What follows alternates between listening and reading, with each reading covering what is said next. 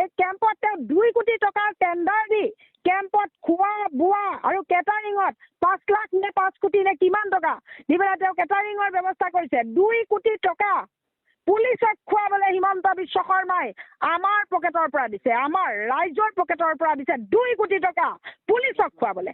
কোনখিনি পুলিচক? যিখিনি পুলিচে এই মানুহখিনিক উচ্ছেদ কৰিছে আৰু এই মানুহখিনি আকৌ তালৈ আহিব নোৱাৰাকে ৰক্ষা দি আছে। এইগৰাকী আছে পাগলী শিখা শৰ্মাৰ এটা কল ৰেকৰ্ডিং ভাইৰেল হৈ আহিছে। এই কল ৰেকৰ্ডিংটো শুনিলে আপোনালোকৰ বুকু কঁপি উঠিব। এগৰাকী চৰিত্ৰহীন মহিলা, এইগৰাকীৰ নামত আপোনাৰ লেখিকা ক'ব নে কি ক'ব নাজানো, মুঠতে এইগৰাকী হৈছে শিখা শৰ্মা এটা কল ৰেকৰ্ডিং ভাইৰেল হৈ আহিছে সামাজিক মাধ্যমত। তোলপাৰ লগাইছে এই কল ৰেকৰ্ডিংটোৱে। আচলতে তেওঁ এবাৰ খুব উজাৰিলে যিহেতু আদালতৰ সন্মুখত যে কংগ্ৰেছৰ কাৰণে মোৰ এইটো দশা হৈছে বুলি কৈছে, কিন্তু এইবাৰ আকৌ হিমন্ত বিশ্ব শৰ্মাক কোন? হিমন্ত বিশ্ব শৰ্মাক বাৰুকৈ জাৰণ দিছে, পাগলীজনীয়ে জাৰণ দিছে। এজনী পাগলী আৰু পুৰা পাগলী আছে, যাকে তাকে যি টি কৈ ফুৰে। এবাৰ বিজেপি ফালে হ'ব, এবাৰ কংগ্ৰেছৰ ফালে হ'ব, এবাৰ জুবিন দাক ভাল পাওঁ ক'ব, এবাৰ জুবিন দাক চৰিত্ৰহীনত লগাই দিছে। কেনেকুৱা ধৰণৰ ব্যক্তি এগৰাকী, কেনেকুৱা ধৰণৰ মহিলা এগৰাকী? অকণমানো লাজ চৰম বোলা বস্তু নাই নে? ইমান যে মানুহে যে গালি পাৰিছে, ইমান মানুহে বেয়া কমেণ্ট দিছে, তেওঁলোকৰ অকণমানো গাত লগা নাই নে? অকণমানো চৰম বোলা বস্তুটো নাই নে? এই ৰেকৰ্ডিংটো আপোনালোকে শেষলৈকে শুনক। হেল্ল'। শিখা বাইদেউ, হয় নমস্কাৰ। কওক। তাতে উচ্ছেদ চলিছে বুঢ়া চাপৰিত। হয় একাদিক্ৰমে চৰকাৰখনে উচ্ছেদ চলাই গৈছে। হয় আপুনি তালৈ আহিছে ৰাইজৰ বুজ ল'বলৈ, কি ক'ব? কি দেখিছে, কি বুজিছে? মানে ইয়াতে মই 2টা বস্তু অনুভৱ কৰিছোঁ। এটা হ'ল হিমন্ত বিশ্ব শৰ্মাৰ মইমতালি আৰু হিমন্ত বিশ্ব শৰ্মাৰ পগলামি। মইমতালি আৰু পগলামি 2টা একেলগে দেখিছোঁ। আৰু দেখিছোঁ কংগ্ৰেছ চৰকাৰখনৰ ধুৰন্ধৰ চতুৰা। আজি কংগ্ৰেছ চৰকাৰখনৰ কাৰণে এই মানুহখিনি আজি এই দশা হ'ল। আৰু হিমন্ত বিশ্ব শৰ্মা সেই সময়ত কংগ্ৰেছত আছিলে। হিমন্ত বিশ্ব শৰ্মাই গোটেই কথা কাণ্ডবিলাক জানিও ইমান বছৰ চুপচাপ থাকিলে আৰু এতিয়া তেওঁ টকা পইচা খাবৰ কাৰণে এখন উচ্ছেদৰ নাটক কৰিছে।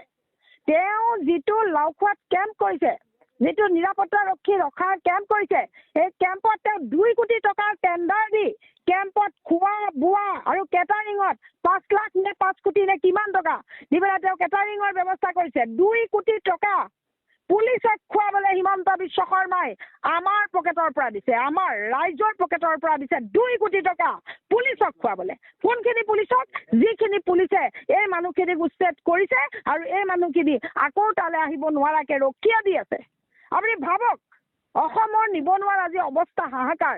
আপুনি এই মানুহখিনি যিখিনি উচ্ছেদ কৰিছে সেইখিনি মুছলমান মানুহ আৰু হিমন্তৰ মতে তেওঁলোক সন্দেহজনক নাগৰিক বাংলাদেশী মিয়া। কিন্তু আপাৰ আছামত কি কৰিছে? আজি মোক আপাৰ আছামৰ পৰা ফোন কৰিছে হিন্দু অসমীয়া মানুহে যে তেওঁলোকৰ একোখন গাড়ী বলেৰো পিকআপ তেওঁলোকে এতিয়া ৰাস্তাত উলিয়াব নোৱাৰা হৈছে। আজি মোক ফোন কৰি জনাইছে যে তেওঁলোকে ৰাস্তাত গাড়ীখন উলিয়ালে যদি ড্ৰাইভাৰে চলায় তেতিয়া 27,000 টকা ফাইন কাটে, যদি গাড়ীখন মালিকে চলায় 22,000 টকা ফাইন কাটে। মোক যোৰহাট, শিৱসাগৰ আৰু ডিব্ৰুগড়ৰ পৰা ফোন কৰিছে। তাততো মিয়া নাই। মোক ফোন কৰা মানুহকেইজনতো মিয়া নহয়। তেওঁলোকে কৈছে বাইদেউ আমি বেংকৰ পৰা লোন লৈ গাড়ী কিনিছোঁ, গাড়ীখনত 13 কুইণ্টেল মাল যায়, কিন্তু মালিকে আমাক কয় যে 13 কুইণ্টেল নিলে তোমাৰ গাড়ীৰ ভাড়াত আমাক নোপোচায়, গতিকে অলপমান বেছি লৈ যোৱা। তেওঁলোকে মেক্সিমাম 20 কুইণ্টেল লৈ আনে আৰু তাক ৰাস্তাত পুলিচে ধৰে। এতিয়া যোৰহাট, ডিব্ৰুগড়, গোলাঘাট আদি জিলাত 7-8 জন এনফৰ্চমেণ্ট অফিচাৰ ঘূৰি ফুৰে ডিষ্ট্ৰিক্টে আৰু তেওঁলোকৰ গাড়ী ওলালেই অভাৰলোডিঙৰ কাৰণে তেওঁলোকৰ পৰা 27,000, 25,000 টকা লয়, কাগজ পত্ৰ চব অকে থকাৰ পাছতো। তেনেহ'লে আপুনি এতিয়া কি বুলি ক'ব বিজেপি চৰকাৰক যে বিজেপি চৰকাৰখন কেৱল মিয়াৰ শত্ৰু নেকি? এই কথাটো আমাৰ হিন্দু ভাইসকলে ভালদৰে বিবেচনা কৰক। হিন্দু মুছলিম অসমৰ সকলো একত্ৰিত হৈ হিমন্ত বিশ্ব শৰ্মাৰ বিজেপি চৰকাৰখনৰ কাম কাজৰ বিৰুদ্ধে একেলগে মাত দিয়ক। কেৱল কিন্তু মিয়াই নমৰে, আমি মনত ৰাখিব লাগিব হিন্দুও মৰিব। এই কথাটো হিন্দুখিনিয়ে এতিয়া বুজাটো আটাইতকৈ জৰুৰী। কাৰণ মই আজি য'ত ৰৈ আছোঁ ত'ত নহৰু খেতি আছে। নহৰু খেতিৰ ওপৰত ট্ৰেক্টৰেৰে এতিয়া হাল বাব। প্ৰশাসনে ট্ৰেক্টৰ চলাব নহৰু খেতিৰ ওপৰত। পটল সৰু সৰু পটল হৈ আছিলে, পটলৰ ওপৰত ট্ৰেক্টৰ চলাব এতিয়া। চাওক, এই বস্তুখিনি ডেমেজ হোৱাৰ পিছত আপুনি মই এই বিলাহী খেতিৰ ওপৰত ট্ৰেক্টৰ চলাব। আপুনি আৰু মোৰ দৰে হিন্দু মানুহবিলাকে কিমান বেছি টকাত শাক পাচলি কিনিব লাগিব, এই কথা আপোনাৰ সংবাদ মাধ্যমৰ মাধ্যমেদি মই সমগ্ৰ অসমৰ হিন্দু সমাজক জনাই দিছো যে মিয়াসকলে কৰা খেতি অকল তেওঁলোকে নাখায়, আমালে পঠায়, যোৰহাটলৈ যায়, গোলাঘাট যায়, ডিব্ৰুগড় যায়, তিনিচুকীয়া যায়, মেঘালয় যায়, মেঘালয়ৰ কথা বাদেই দিলোঁ, বেলেগৰ ষ্টেট, আমাৰ ষ্টেটত যায়। গতিকে আমাৰ ষ্টেটত যে এই বস্তুখিনি যায়, আজি যে হিমন্ত বিশ্ব শৰ্মাই হাজাৰ হাজাৰ বিঘা মাটিত যে ট্ৰেক্টৰ চলাই এই শাক পাচলিখিনি ধ্বংস কৰিছে, আপুনি আৰু মই কাইলৈ বজাৰৰ পৰা ডিব্ৰুগড়ৰ হিন্দু অসমীয়া ভাই এজনে, যোৰহাটৰ হিন্দু অসমীয়া বাই এগৰাকীয়ে, গোলাঘাটৰ হিন্দু অসমীয়া মাতৃ এগৰাকীয়ে বজাৰত বস্তু কিনিবলৈ যাওঁতে চৰা দাম দিব লাগিব। হিমন্তই 2 কোটি টকাৰ ভিতৰত কমিশ্যন লৈছে নিজৰ ঘৈণীয়েকৰ কাৰণে, নিজৰ ল'ৰাৰ লগত জমা থবলৈ। আৰু আমি হিন্দু, মুছলিম, খ্ৰীষ্টিয়ান, বৌদ্ধ, জৈন জাতি জনজাতি সকলো মৰিছো। এই কথাখিনি অসমৰ মানুহে বুজক, জানক আৰু প্ৰতিবাদ কৰক, যাতে হিমন্ত বিশ্ব শৰ্মাই এই অন্যায় বন্ধ কৰিবলৈ বাধ্য হয়। অবৈধভাৱে যি বেদখল চলিছে সেয়াটো চৰকাৰে অভিযান চলাই আহিছে একাধিক্ৰমে বিগত সময়খিনিত।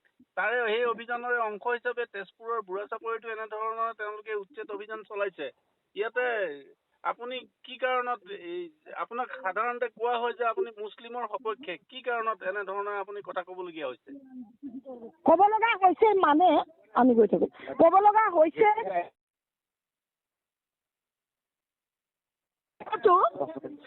আপোনাৰ অন্যায় হৈছে। গতিকে অন্যায় যেতিয়া হৈছে তেতিয়াতো ক'ব লাগিবই অন্যায় হৈছে। এই অন্যায়ৰ প্ৰতিবাদ যদি আমি নকৰোঁ তেনেহ'লে কোনে কৰিব?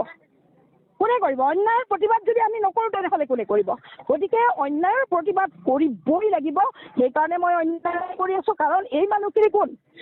এই মানুহখিনি হৈছে নদীয়ে খেদা মানুহ, বনা খহনীয়াই খেদা মানুহ। এই মানুহখিনিৰ লাখ লাখ বিঘা মাটি, ম্যাদী মাটি নদীৰ বুকত জাহ গ'ল। লাখ লাখ বিঘা ম্যাদী মাটি নদীৰ বুকত জাহ গ'ল, যাৰ কাৰণে তেওঁলোকৰ আজি তেওঁলোকে থাকিবলৈ ঠাই নাপায়, য'তে ত'তে থাকিব লগা হৈছে। এই মানুহখিনি ভাৰতীয় নাগৰিক, ভাৰতৰ মাটিত নাথাকিলে এওঁলোক ক'লৈ যাব? এওঁলোক অসমৰ ভোটাৰ, আজি ইমান বছৰে এওঁলোকে কংগ্ৰেছক ভোট দি আহিছে। গতিকে এই মানুহখিনি অসমত নাথাকে ক'লৈ যাব? এই মানুহ কিন্তু দিল্লীত গৈ থাকিবগৈ নোৱাৰে। গতিকে এইখিনি আমাৰ ককাই ভাই, মোৰ ককাই ভাই যদি বিপদত পৰে তেনেহ'লে মই মতাটো কিবা অপৰাধ নেকি? মোৰ ককাই ভাইৰ যদি ঘৰবোৰ ভাঙি দিয়ে তেনেহ'লে মই প্ৰতিবাদ কৰাটো কিবা অপৰাধ নেকি?